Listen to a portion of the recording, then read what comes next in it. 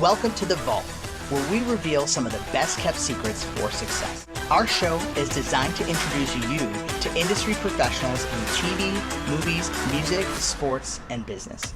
Now, our goal is for you to learn from their wealth of information and use it to realize your dreams. Our next guest is an electronic dance music visual imagery developer. His groundbreaking, dreamlike abstract videos are seen on giant LED screens at popular music festivals all over the world. Introducing Brian Lowe. Not too many people have the ability to light up a room at will. My next guest, he does all this with his visual designs and his personality. Check out what I mean. My name is Brian Lowe, and I love making visuals. While my friends were actually partying or playing or going to bars, I was actually on my computer instead making content that mirrored my dreams. Now I feel so blessed that I get to share those dreams with the world. That was amazing. Brian, welcome to The Vault. Yeah. Thank you so much for coming. Man. This is going to be a very exciting episode, and the reason why is because your visuals, they just are next level. And, I wanted to ask you, at the young age of 22, how is this possible that you can be making these visuals for such big name clients, at these giant festivals? I want to ask you, the first question is, what type of music were you influenced when you were growing up? What was your major influence? I would actually say EDM. It's been around for a cool minute and a long time, and obviously it's evolved, and so has the art with it. And EDM has really shaped my life in finding it's a different genre that most people were used to. A lot of people, they used to like hip hop and pop then, but I was always in the electronic dance music scene. There was just so much abstract noises to it, and it really fueled me for my creativity. So which EDM artists would you consider your favorites? Oh man, there's a lot. Probably some of my favorites would be the people that really got me into it was Ekali and Illenium. But Joyride, he's really house, he's really fun, and Excision, he has really good dubstep, and there's just so much that you could do with the music, and it organically makes you move in ways that you never thought you could. Tell me how you got started as a visual designer. What does that job entail? I really started being more of a visual designer when I started going to raves about 2 years ago. And when I saw on the screens, I was like, wow, that's really cool art, and I can make that. So as soon as that rave ended, I really just got to work on After Effects and started designing till 3 a.m. and making awesome content with the music, and then literally shooting my shot, emailing a bunch of artists my artwork, and some of them would respond, and then now they're up at festivals. So how do you come up with these ideas? I know you have a company called Enter My Dreams. Are a lot of these dream-like? Yeah, so most of my ideas actually come from my abstract vision. So I'm a very, my dreams are very livid. There's a lot, it's very, a lot of imagery going on there.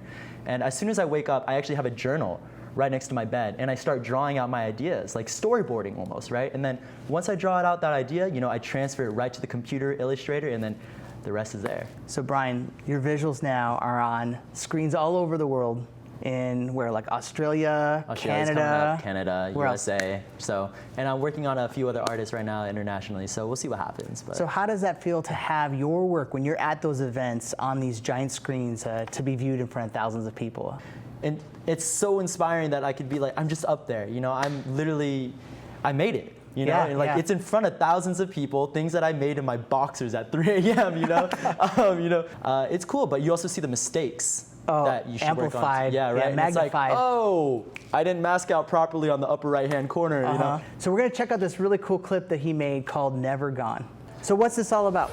This is actually one of my favorites. This is Set the Sky. I actually emailed it to them, and they're gonna potentially use it at future festivals.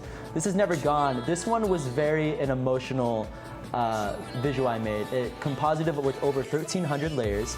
Wow. It took about 72 hours of rendering.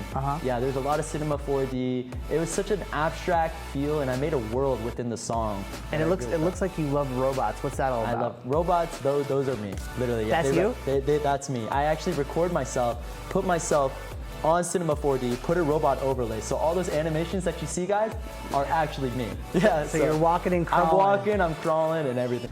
All right, so now I see that this is Relax Josh. This is an artist, right, that hired you to do visuals? Absolutely. How'd you meet him? We actually met at EDC this year, 2 days before my graduation, which is hilarious, in Las Vegas. We met at a house stage, and we started bonding very well. And then he followed my Instagram, and I saw he was an artist, so we started collaborating on visuals, and he played main stage at Ilias Sonic in Canada. So a wonderful opportunity. Thank you, Josh, if you're watching this. That's really great. And I mean, are those like robots on bikes? That was robots just floating, swimming. Oh, okay. Yeah. It looked like X Games for a second there. I love it. But they came out great. They came out great, honestly. What are some of the sacrifices that you had to make, for this profession? Oh man, the sacrifices. A lot of times my friends, they would say like, hey, we got to go out. Let's go bar hopping. Let's go party. Even like my old fraternity, I got to do this and that. But honestly, sometimes I just need to take time for myself and create, because that's really what's going to push me far in life.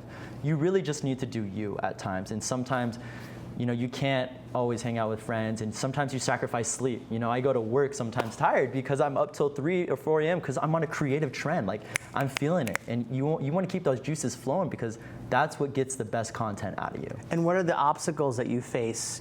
Being a visual artist, it's not a 9-to-5 type job. So what are the obstacles you face, maybe from pushback from maybe your family or friends when you're getting started? Yeah, pushback. I think a lot of people don't realize how much work goes into these things. So when people ask for my work, they give me a price that's like not really fair in my eyes.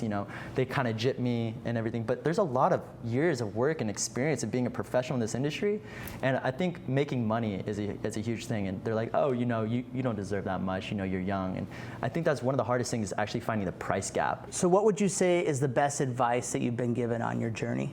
Don't mimic or copy. Get inspiration, but remember to just do your work. So you see other artworks and like, that's really cool. You could take some inspiration from it, but don't mimic their style. Find your own style, really brand it, really work on it. So what is this style that you have? I like to think it's like abstract surrealism mixed with retro. So like a lot of 80s, 90s, and 70s inspiration. And every single one of my visuals, there's usually a robot type of person, and I kind of like that feel, and like they're just like running through whatever world that they're in. So that's what really keeps like the unity of my visuals. And you have like these robots crawling, I have crawling, running, swimming. That's me crawling, yeah. I know, weird, right? In my house. Thank God my parents don't see that. They're like, what the heck? We're gonna support you, but like if they happen to open the door, you're like, nah. That's hilarious. So, we don't just focus on the successes here. We want to talk also about like what are some of the biggest setbacks. Some of my biggest setbacks, I believe, is pushing content out too fast. You got to ease up on the gas sometimes, okay? Like, sometimes you just need to be a little bit more of a perfectionist. I'm not saying the most perfectionist, but sometimes my content could be way better, but I just want to get it out there because I want to start another project. Yeah. I get bored with my projects easily. Sure. Because there's so much going on. I've been in that boat. Yeah, I know. Editing and all that too, same thing. Literally, yeah. So the trick though is that balance between perfection versus output, right? Absolutely, yeah. So how do you know you're at that point? That fine line is, I'd say about, you want to put 100% into your work all the time. If people say, yeah, I put 100% in the work, but not all the time people do. Sometimes I push content out that's 80, 85%. But that's actually a good fine line, okay? Because you're getting enough, professional content that you want to push out there, and then you get to start another project. There's new ideas every day in your head, and you want to start a new project, and that's like the problem, yeah. So we're going to watch another clip of his, and while we do that, we'll talk about, what his inspiration was. This looks kind of like a Mardi Gras style inspired visual. Like I was listening to Big Wild, his song Ascension, and I just got done watching like Cirque du Soleil clips, and I'm like, this would be really cool if it has a very Vegas kind of like approach to it. Yeah, like a showgirl style. Yeah, like showgirl style, and like there's like dancers on the stage while this is like going on in the background. Obviously with like music, it's like the beat and the tempo, it's very suspenseful. And it was a very fun project to work on. I love it. And you got that robot running with that one peg leg there. So do you ever doubt yourself when you're putting together all these creative projects? Like, because you literally are like in an isolated situation where you don't have anyone to bounce things off of. Absolutely. How do you deal with that? Absolutely. It's a lot of alone time. Even though like, yeah, your friends are texting you and stuff, but you put the phone down because you're starting to get really creative and juice. But sometimes you just get in this creative block, you get in a creative funk, you're doing something and you just want to throw the whole project away. You're like, this is trash. Like, what am I making right now? What is going on in my head? What am I trying to replicate? And that's, that's toxic thinking. And that's when you just got to take a step back, right? See your storyboard, and that doesn't work.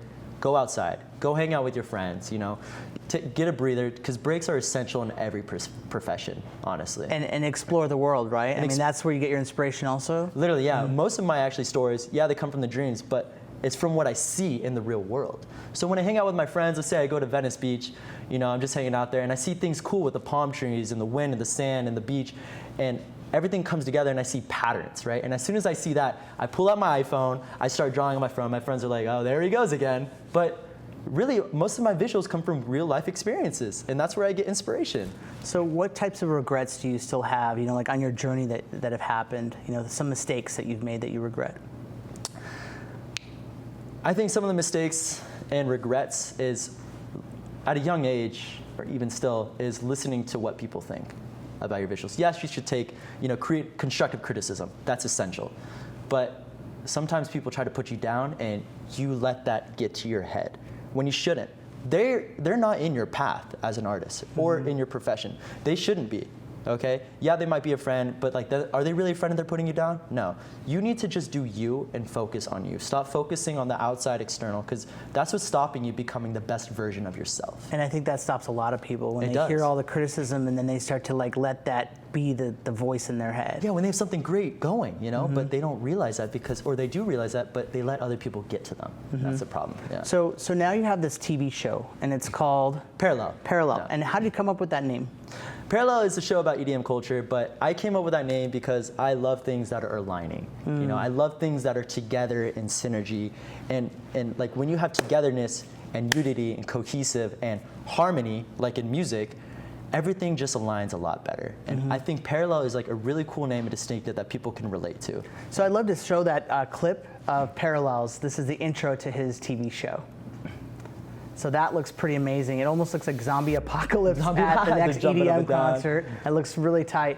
So talk to me more about the show. I mean, it looks pretty awesome, but who are your guests? What is your format of the show? What's your goal? The hardest part about the EDM industry is actually finding your way in. Okay, whether that you be a promoter, producer, visual jockey, dancer, performing artist, all of it, the whole 9 yards, it's finding who to talk to and where to get in. And when you really want to do something, how are you going to follow someone? So the best way to learn from people are doing what you want to do. And with Parallel, I'm going to be interviewing some of the elite minds of the industry and how they, their accomplishments, their journey, who they talked to and how they did it. So that way the audience, the people that are fans of these artists or just people that want to become one of them, can understand how to do it and hopefully become it themselves. So basically you said to learn from the people that are already doing it, right? Exactly. That's your Yeah. Okay. Why recreate the wheel when it's created for you? Yeah. Just follow their blueprint, but make your own wavelength of that. Yeah. So what makes your show different? I think there's only a handful of other EDM TV shows, right? There's not too many. And I think what makes a difference is, one, it'll be live, but also it's going to be very interactive. So I'm gonna have, lighting technicians, like laser show people have their lasers on the show live, that you see at festivals. Yeah, that'd be awesome. Combined with my visuals, and it'll just be like a whole art gallery like that. And then we'll have artists that are they're playing at these festivals and shows. They're gonna make a beat on the show. They're gonna drop their music. It's gonna be really cool. Dancers, I have stage dancers that go at festivals, so they'll give us a rundown and hopefully bring their costumes. It'll be such an engaging show to see that other world of the EDM people don't really see. It's high energy. High energy. I love it. Yeah. So let me get our social. I have a phone right here that I need because I know that our audience is very interested in what you have to say. So let's just look at the first question. So what advice would you give to someone who's getting started in your field? Don't be afraid to explore. Don't be afraid to be a little weird, to do things that aren't structured that you learn in school.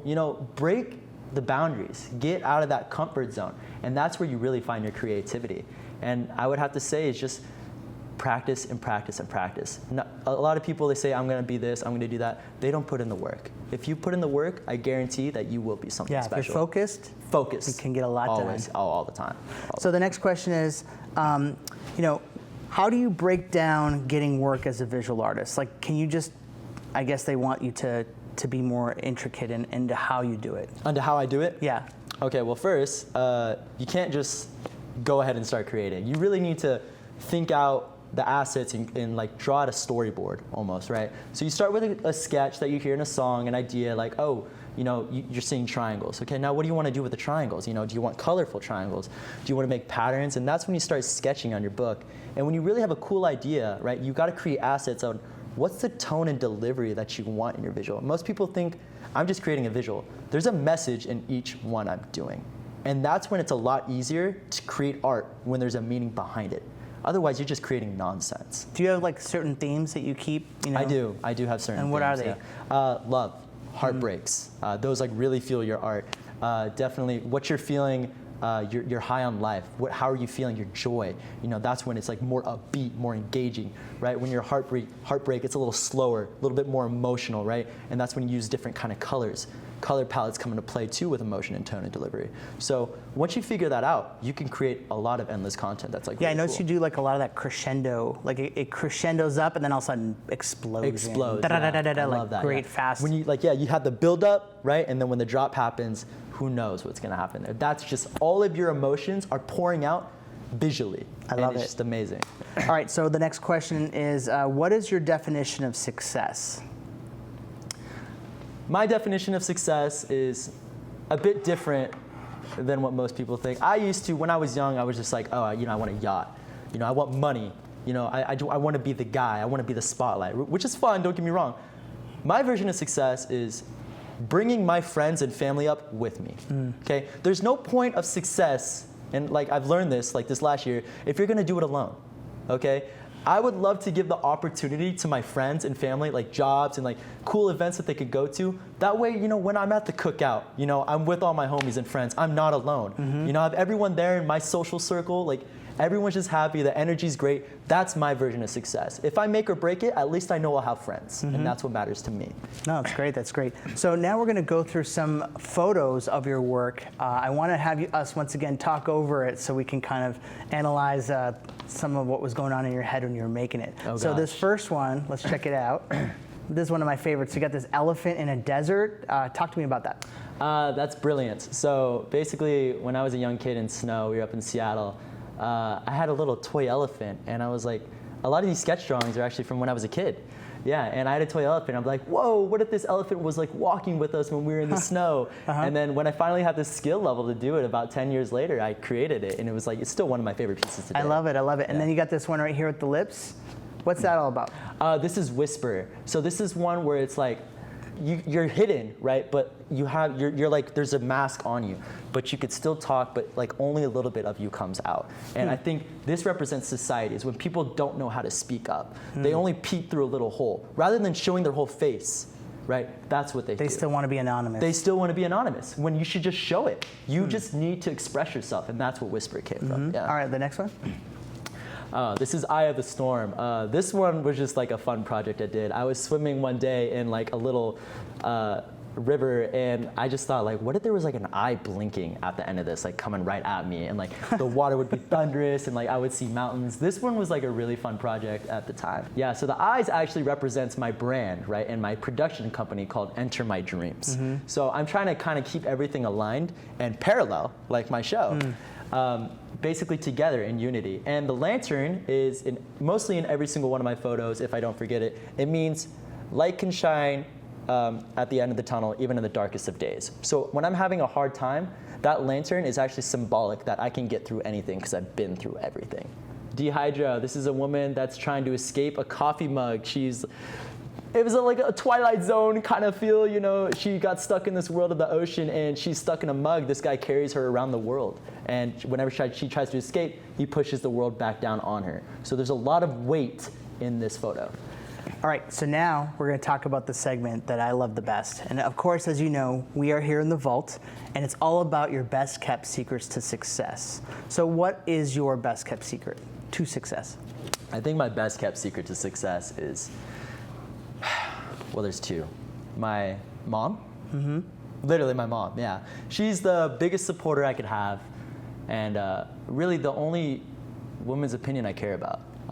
She's every step of the way, from my crappy paint, iMovie videos, to the professional work I do now. My mom has been there the whole 9 yards, telling me to keep pushing, keep running. Like keep creating, keep doing you. Just don't listen to anyone else. You have a weird mind, explore it. Learn to humble yourself and get creative, but really branch out and be creative. And I think that's one of the key components of my success. It's not just my will to drive. It's my mom fueling me to drive. I love it. I love it. Yeah. So I would love for you to actually talk to your mom. I was going to have you talk to your younger self, but talk to your mom and give her some great gratitude right here into this camera. Tell her how much of an impact she's made in your life, man. Mom, you've been like one of the most wonderful people I could ever have in my life. You've supported me the whole time as an artist, you know, growing up, you know, through college, pushing me to be the best guy I can be.